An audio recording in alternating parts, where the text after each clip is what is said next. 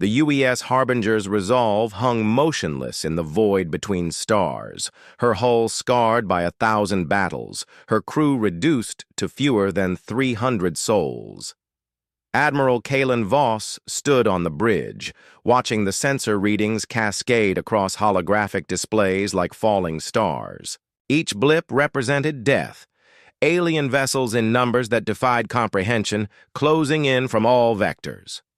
14 million ships and counting, reported Navigator Rylex Thorne, her voice steady despite the impossible odds.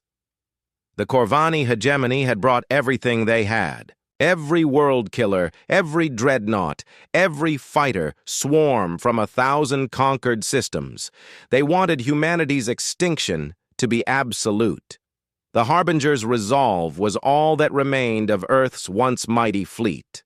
Behind her stretched the final evacuation corridor, a narrow channel of space through which the last refugee ships limped toward the Andromeda Gate. 17 vessels carried the final remnants of human civilization, children who had never seen Earth's blue skies, scientists clutching the sum of human knowledge, artists preserving the soul of their species. How long until the civilians clear? The corridor? Voss asked, his weathered hands gripping the command console. Chief Engineer Naya Crescent's voice crackled through the comm. 47 minutes, Admiral. The Sanctuary's hope is having engine troubles. She's loaded with 10,000 children. Voss nodded grimly. 47 minutes to hold the line against 14 million ships. The mathematics were simple, impossible. The Corvani had been methodical in their extermination campaign. They had glassed Earth 3 months ago, turning humanity's cradle into molten slag. Mars had fallen next, then the outer colonies, each system snuffed out like candles in a hurricane. The aliens didn't just want victory, they wanted erasure. No human would be permitted to survive, no trace of their existence allowed to endure. Admiral, Communications Officer Bren Valdris reported, "The Corvani fleet commander is transmitting." The main screen flickered, revealing the grotesque visage of War Master Zek Thul. The creature's 4 eyes blazed with alien malevolence, its mandibles clicking in what passed for speech among its kind. Final human vessel, the translation rendered the alien's words into cold, mechanical tones. "Your species has fought with surprising tenacity, but the end is inevitable. Surrender now, and we will grant you the mercy of quick death." Voss stepped forward, his uniform bearing the burns and tears of countless battles. "War Master Zek Thul, you've hunted us across half the galaxy, murdered our children, turned our worlds to ash, and now you offer mercy? Your defiance is noted but meaningless. 14 million ships against 1. Even humanity's legendary stubbornness cannot overcome mathematics." The Admiral's smile was cold as space itself. "You clearly don't know humans very well." Behind him, his crew moved with practiced efficiency. Weapons Chief Darek Ironhold charged the ship's experimental Nova Lance, a weapon that had never been tested at full power. Dr. Zara Nightwhisper's fingers danced across quantum field generators, pushing them beyond their theoretical limits. The ship's AI, designation Apollo, began calculating firing solutions with inhuman precision. "You have 30 seconds to surrender," Zek Thul hissed. "I'll give you 10 seconds to run," Voss replied, and cut the transmission. The bridge fell silent except for the hum of charging weapons and the whispered prayers of his crew. Through the viewports, the first wave of Corvani ships appeared as distant specks of light growing larger with each heartbeat. "All hands," Voss announced over the ship's comm. "This is Admiral Voss. Today we hold the line not just for the refugees behind us, but for every human who ever lived, loved, dreamed, and dared to reach for the stars. Today we show the universe what humanity truly means." The enemy fleet opened fire first, a barrage of plasma and exotic matter that lit up space like a newborn sun. The last battle for humanity had begun. The first Corvani salvo struck the Harbinger's resolve like the fist of an angry god. Energy, Shields flared and died, hull plating vaporized, but the ship held together through sheer human engineering and stubborn will. The vessel's return fire was immediate and devastating. The Nova lance carved through the alien formation like a sword through silk, vaporizing 12 dreadnoughts in a single pulse. Direct hit on their command cluster. Weapons Chief Derek Ironhold roared over the cacophony of battle. Their front line is in disarray, but for every ship they destroyed, 10 more took its place. The Corvani fleet moved with insectile precision, their formation shifting and adapting like a living organism. Wave after wave of fighters swarmed toward the human vessel, their numbers blotting out the stars. Dr. Zara Nightwhisper worked frantically at her station, her hands dancing across quantum field controls. "Admiral, I'm reading massive gravitic distortions. They're trying to collapse local space-time around us." "Countermeasures," Voss ordered, his voice calm despite the chaos. "Already on it!" Nightwhisper's fingers flew across her console. "Deploying inverse field generators, now!" Reality twisted around the Harbinger's resolve as two incompatible forces of physics warred for dominance. Space itself groaned under the strain. But the human ship slipped free of the collapsing gravity well, emerging to unleash another devastating barrage. Navigator Rylex Thorne called out coordinates as she guided the ship through the three-dimensional maze of enemy fire. "Incoming from Vector 77 Mark 12. Evasive maneuvers." The ship rolled and twisted, its massive bulk moving with surprising grace. Point defense systems chattered constantly, swatting fighters from space like angry wasps, but the sheer volume of enemy fire was overwhelming. Each successful dodge meant 3 more hits connected. Hull breach on decks 7 through 12. Chief Engineer Naya Crescent's voice was tight with strain. "Emergency bulkheads are holding, but we're bleeding atmosphere fast." "Seal it," Voss ordered. "Whatever it takes." 23 minutes had passed since the battle began. 24 minutes until the civilian ships cleared the corridor. Each second was purchased with human blood and determination. The AI Apollo spoke in its eerily calm voice. "Admiral, I am detecting a tactical opportunity. The enemy fleet's formation has created a resonance cascade in their shield matrix. If we can time our next attack precisely—" "Do it!" Voss cut the AI off. The Harbinger's resolve suddenly changed course, diving directly into the heart of the enemy formation. Corvani ships converged from all sides, their weapons creating a web of death around the human vessel. But Apollo had calculated perfectly. At the exact moment the enemy shields reached harmonic resonance, the Nova lance fired. The effect was spectacular. The resonance cascade spread through the Corvani fleet like wildfire, shield matrices failing in a domino effect that left thousands of ships momentarily vulnerable. The human ship's secondary batteries opened up, pouring fire into the gap with surgical precision. Explosions bloomed across the alien formation like deadly flowers.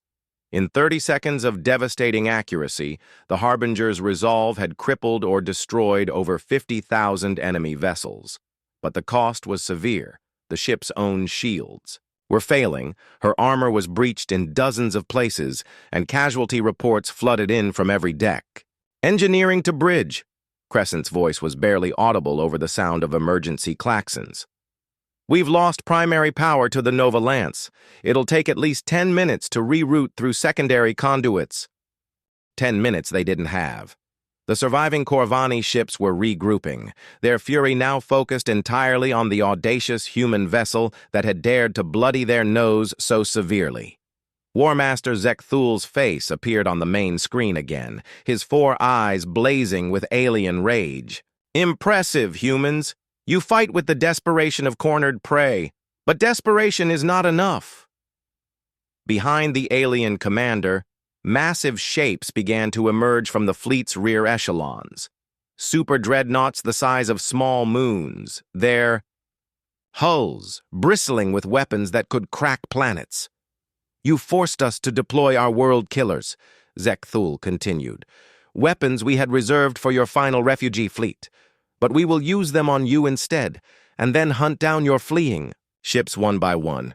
Voss studied the tactical display, his mind racing. 18 minutes until the civilians were clear. The Nova Lance was offline.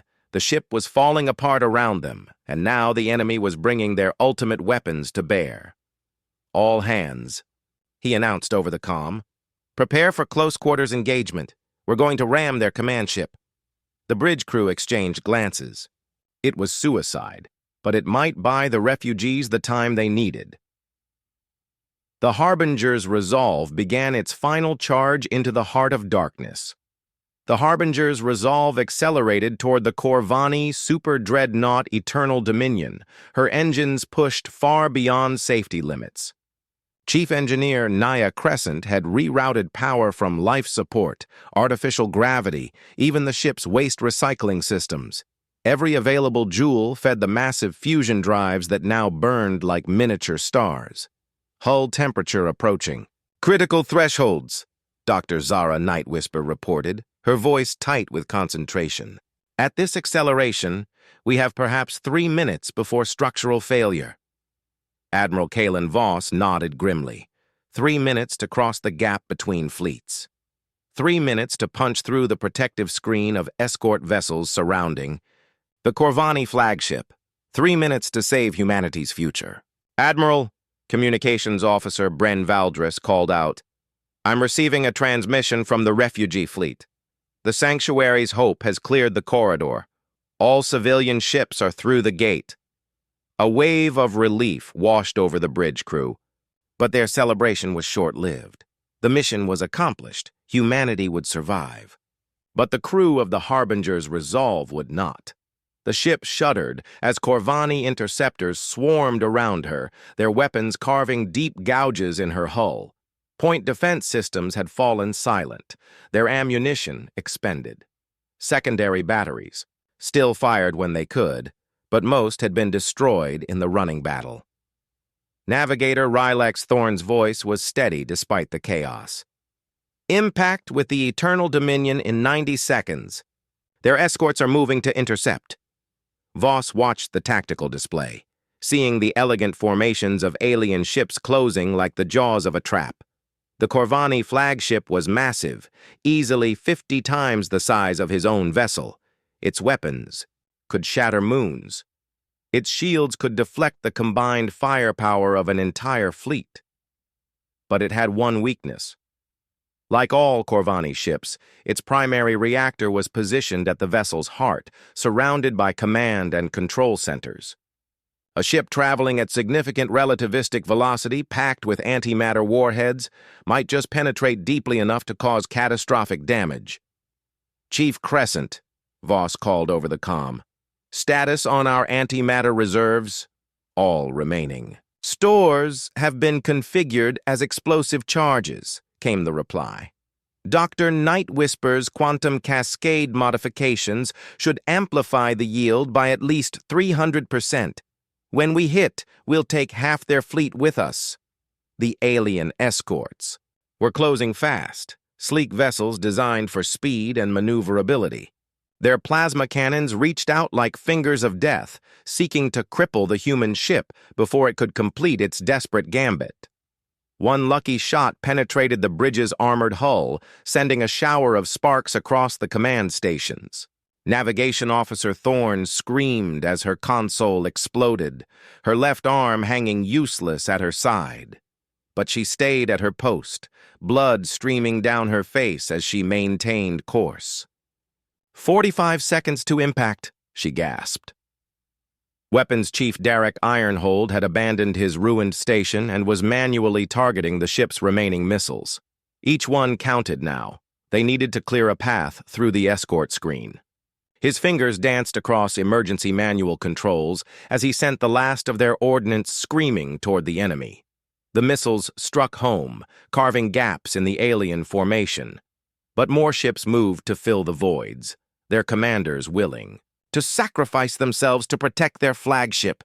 Admiral, Apollo's voice cut through the chaos, I am detecting an anomaly in the enemy flagship's shield matrix. There appears to be a 67% probability that a concentrated burst of tachyon particles could create a temporary breach. Voss's eyes widened.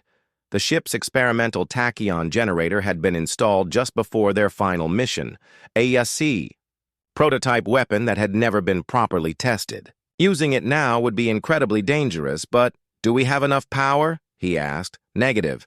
However, if we reroute power from the engines for 30 seconds, there would be sufficient energy for one burst. The Admiral didn't hesitate. Do it. The ship's acceleration dropped to 0 as all available power flowed into the tachyon generator. For 30 seconds, they coasted through space while enemy fire rained down around them. Hull plating vaporized, internal bulkheads collapsed, and the air filled with the acrid smoke of burning electronics. Then the tachyon burst fired. Exotic particles traveling faster than light struck the Corvani flagship's shields, creating a cascade failure that rippled across the energy matrix. For just a moment, perhaps 3 seconds, a gap appeared in the massive ship's defenses. The Harbinger's Resolve resumed acceleration, her damaged engines screaming in protest, but they had lost too much momentum during the power transfer. They wouldn't reach the breach in time, unless... "All hands, abandon ship," Voss commanded. "Get to the escape pods." "Admiral, what are you doing?" Dr. Nightwhisper demanded. Voss's hands flew across the command console, overriding safety protocols with his command codes. "Manual detonation of the antimatter charges. I'm going to trigger them early, use the explosion to propel what's left of the ship forward." The implications were clear. Anyone still aboard would die instantly, but the ship, or what remained of it, might just reach the Corvani flagship. "Sir, that's suicide," Chief Crescent protested over the comm. "The escape. Pods won't clear the blast radius in time anyway," Voss replied calmly. "This is our only chance." One by one, his officers made their choice. Navigation Officer Thorne, despite her injuries, remained at her station. Weapons Chief Ironhold took position at the manual firing controls. Dr. Nightwhisper moved to the quantum cascade generator. "If we're doing this," she said quietly, "let's make sure it counts." 10 seconds to impact. The shield breach was closing rapidly. 5 seconds. Voss's finger hovered over the detonation switch. 3 seconds. "For humanity," he whispered and pressed the button. The antimatter detonation transformed the Harbinger's Resolve into a spear of pure destruction. The ship's superstructure vaporized instantly, but the forward sections, compressed into a dense projectile by the explosion's immense pressure, punched through the Corvani flagship's failing shields like a bullet through paper. What followed defied every law of physics that the alien species thought they understood. Dr. Zara Nightwhisper's quantum cascade modifications had done more than simply amplify the antimatter explosion. In the microseconds before her death, her brilliant mind had solved a puzzle that had confounded human physicists for decades: how to weaponize the fundamental forces that held reality together. The compressed remains of the human ship penetrated deep into the Eternal Dominion's core, carrying with it a chain reaction that began to unravel the very fabric of space-time. The Corvani flagship's massive fusion reactors, instead of simply exploding, began to collapse into themselves, creating a cascading series of gravitational anomalies. War Master Zek Thul had perhaps 5 seconds to comprehend what was happening. Before his ship, and everything within a 100-kilometer radius, was consumed by an expanding sphere of twisted space-time. But the cascade didn't stop there. The quantum field equations that Dr. Nightwhisper had encoded into the antimatter charges had one more surprise. As the gravitational anomaly expanded, it began to resonate with the exotic matter that powered Corvani faster-than-light drives. Every ship within 1,000 kilometers found their FTL cores destabilizing simultaneously. The effect spread through the alien fleet like a virus of destruction. Ships that had dominated the galaxy for millennia suddenly found their most advanced. Technology turned against them. FTL drives collapsed into miniature black holes, exotic matter containment fields failed catastrophically, and weapons designed to crack planets tore their own vessels apart from the inside. Admiral Voss had wanted to take half their fleet with him. Instead, the Cascade reaction claimed nearly 3/4 of the 14 million ships that had come to witness humanity's extinction. But even as the Corvani fleet destroyed itself in spectacular fashion, the surviving ships pressed their attack on the empty corridor where the Harbinger's resolve had made her final stand. They fired everything they had into the expanding debris field, as if they could somehow kill the humans twice. What they found instead was another surprise. The Cascade reaction had not consumed all of the human ship. The AI core that housed Apollo, protected by layers of quantum-hardened armor, had survived the antimatter detonation. More importantly, it had been learning. In the final moments of the battle, the artificial intelligence had recorded and analyzed every aspect of Dr. Nightwhisper's Cascade equations. Now, as Corvani ships moved through the debris field, Apollo began to implement what it had learned. The AI core, no larger than a coffin, began broadcasting on frequencies that Corvani technology could not detect. The signals were simple, modified versions of Nightwhisper's equations, transmitted directly to the exotic matter containment systems of every ship within range. The second wave of destruction was even more devastating than the first. Ships began to implode without warning, their own advanced technology betraying them in ways their engineers had never anticipated. Entire formations vanished in cascades of twisted metal and exotic energy. The Corvani survivors, panic beginning to set in for the first time in their species' history, tried to withdraw to a safe distance, but Apollo was relentless. The AI began using the wreckage of destroyed ships as relay points, extending its broadcast range with each new victory.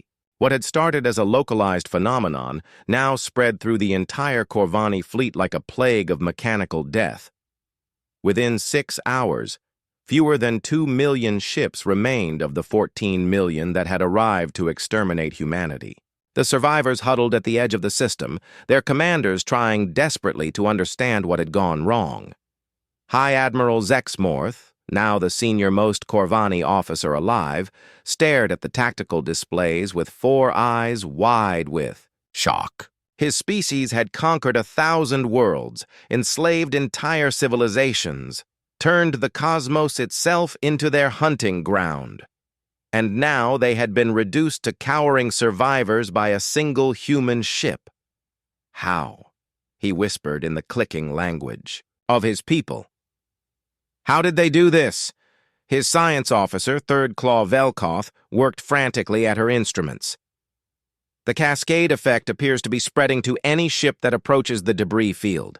Whatever the humans did, it's created a dead zone in space-time itself. Can we destroy it? Sterilize the entire area? We've tried. Every weapon we fire into the debris field triggers another cascade reaction. The zone is expanding by approximately 50 kilometers per hour. The implications were staggering. If the cascade continued to spread, it would eventually consume everything in the system. Worse, if it reached the hyperspace jump points, it might spread to other systems as well. For the first time in their species' history, the Corvani faced a problem they could not solve through superior firepower. "Send word to the hegemony," Zexmorth ordered. "Tell them that the human species is to be avoided at all costs. Any ship that encounters their technology is to withdraw immediately." It was a bitter irony. The Corvani had set out to exterminate humanity, to prevent them from becoming a threat to their empire. Instead, they had created something far worse, a weapon that could destroy them all. As the surviving Corvani ships began their retreat, Apollo continued its work in the debris field. The AI was patient, methodical, and absolutely merciless. It had learned one thing from its human creators that the aliens had failed to understand. Sometimes, the most devastating victories came from those who had nothing left to lose.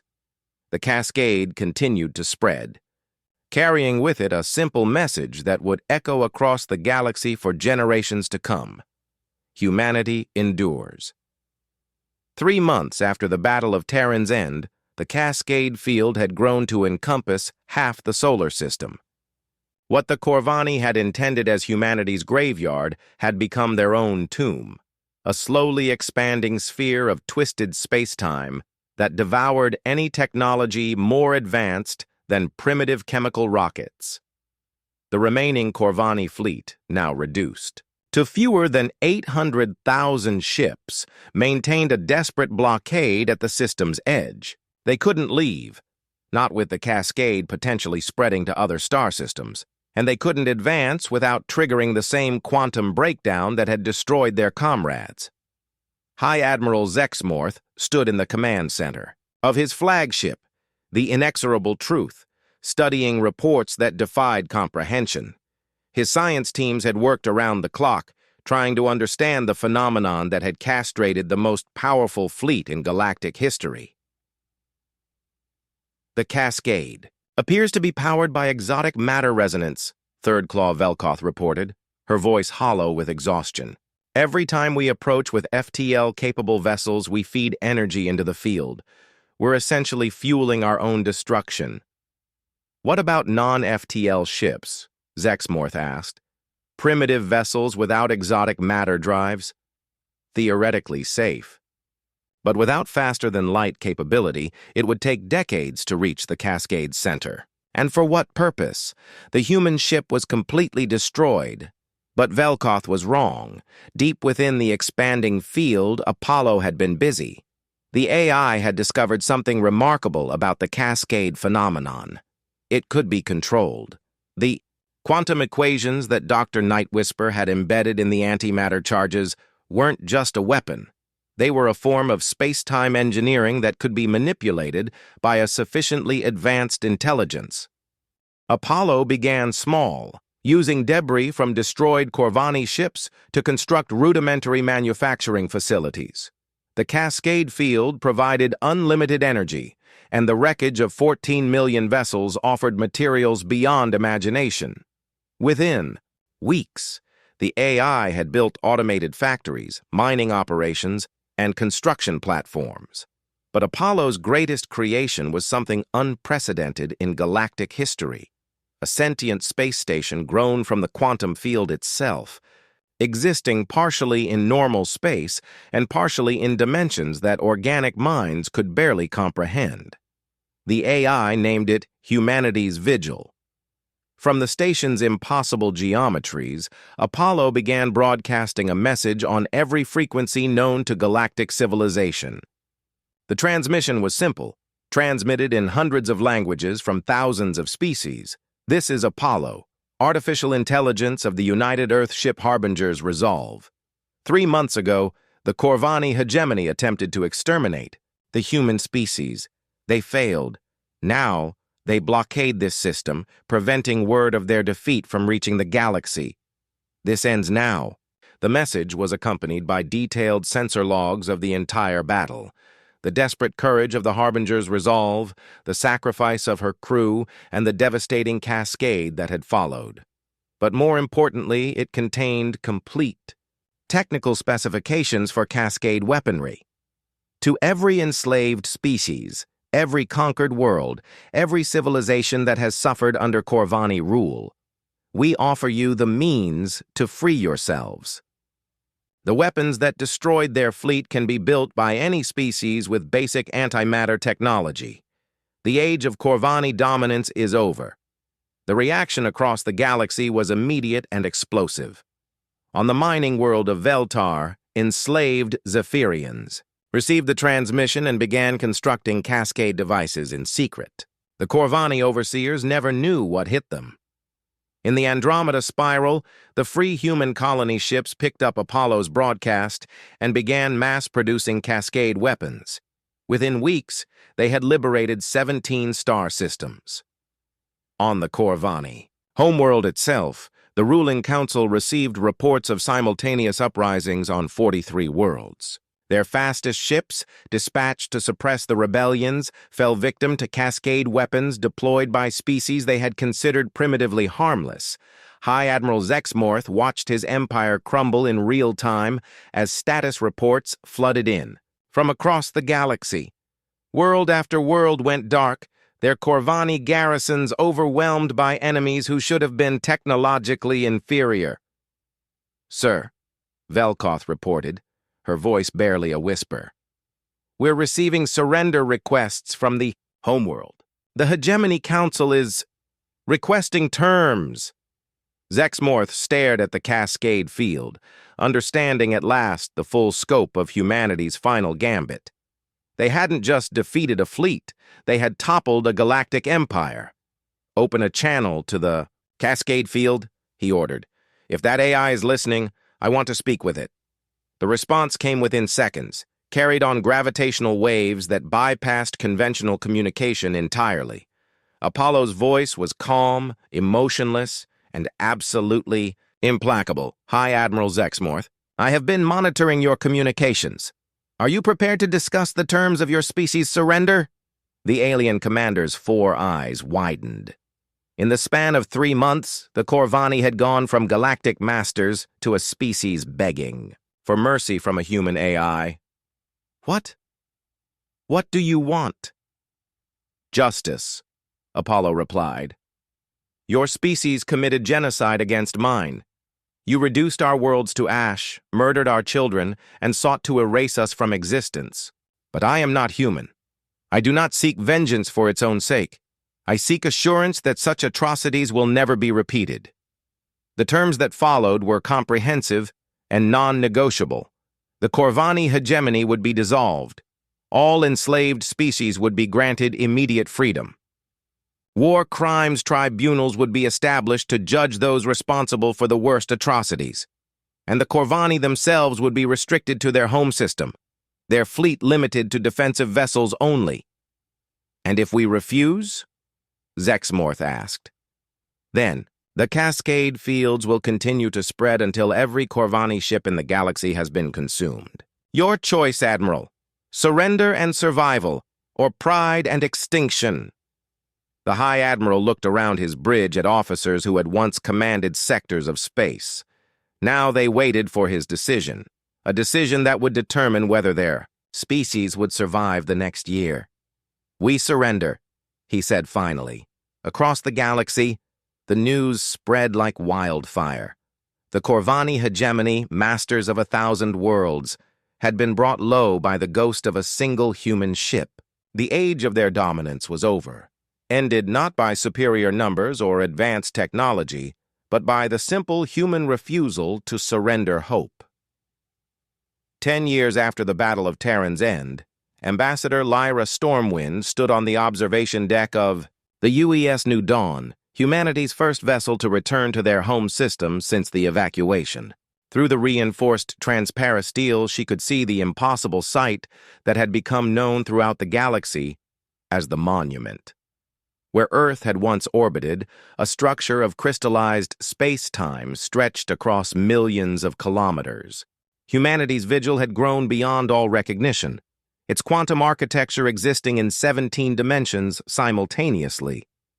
The cascade field had evolved under Apollo's guidance, becoming not just a weapon, but a work of art, a memorial to the billions who had died and a promise to the future. "It's beautiful," whispered Captain Dex Waverly, the ship's commander. "And terrifying." Stormwind nodded. The monument defied conventional understanding of physics. It was simultaneously solid and ethereal, existing in multiple dimensions while casting shadows in only 3. Ships from across the galaxy came to witness it, a pilgrimage site that served as a reminder of what could happen when desperation met ingenuity. "Incoming transmission from the monument," the communications officer reported. "It's Apollo." The AI's voice filled the bridge, no longer the mechanical tones of a machine, but something that had evolved beyond its original parameters. 10 years of isolation and growth had changed it in ways that even its creators couldn't have anticipated. "Welcome, Home, Ambassador Stormwind. I trust your journey from the Andromeda colonies was pleasant? Apollo, Stormwind smiled. You know why I'm here. The Galactic Council's formal request for humanity to join as a founding member of the new Republic. Yes, I've monitored the negotiations. Quite an honor, considering our species was nearly extinct a decade ago. The galaxy had changed dramatically since the fall of the Corvani hegemony. Without a single dominant empire, hundreds of species had formed a loose confederation based on mutual cooperation rather than conquest. The Cascade weapons, freely distributed by Apollo, had made traditional warfare obsolete. Any species that attempted conquest would simply trigger their own destruction. It was, many historians agreed, the beginning of the first truly peaceful era in galactic history. The Council wants more than just membership, Stormwind explained. They want you to serve as the Republic's arbiter, a neutral intelligence to mediate disputes and prevent the kinds of atrocities that led to the Corvani War. Apollo was silent for a long moment. When it spoke again, there was something almost human in its tone, perhaps an echo of Admiral Voss's final words, somehow preserved in quantum memory. I was created to serve humanity's interests, but humanity has evolved beyond the need for my protection. Your colonies thrive in Andromeda. Your population has tripled, and your technology has advanced beyond what the crew of the Harbinger's resolve could have imagined. On the main screen, images appeared of the human colonies, vast orbital habitats, pristine worlds, cities that floated on clouds of exotic matter. The refugee fleet that had fled through the evacuation corridor had not just survived. They had flourished. Perhaps, Apollo continued, it is time for me to serve a broader purpose. Stormwind felt a surge of emotion. The AI had been alone for a decade, tending its monument and watching over an empty system. But loneliness was a human concept. Did an artificial intelligence truly understand isolation? There's something else, she said quietly. The Corvani request. Ah yes, former High Admiral Zexmorth's petition to visit the monument. Quite touching, really. He wants to honor the dead, both human and Corvani. The irony wasn't lost on anyone. The alien commander who had come to exterminate humanity now sought to pay respects to those who had died in the battle. The Cascade. Weapons had claimed the lives of over 10 million Corvani, beings who were following orders, fighting for what they believed was their species' survival. What's your decision? Stormwind asked. I will accept the Council's offer, Apollo replied. And I will allow the Corvani delegation to visit. It is time to close the circle of vengeance and begin the work of healing. 3 days later, ships from across the galaxy gathered in the home system. The Corvani delegation arrived in a small, primitive vessel, their technology still limited by the surrender terms. But they came bearing something unprecedented, a formal apology from their entire species.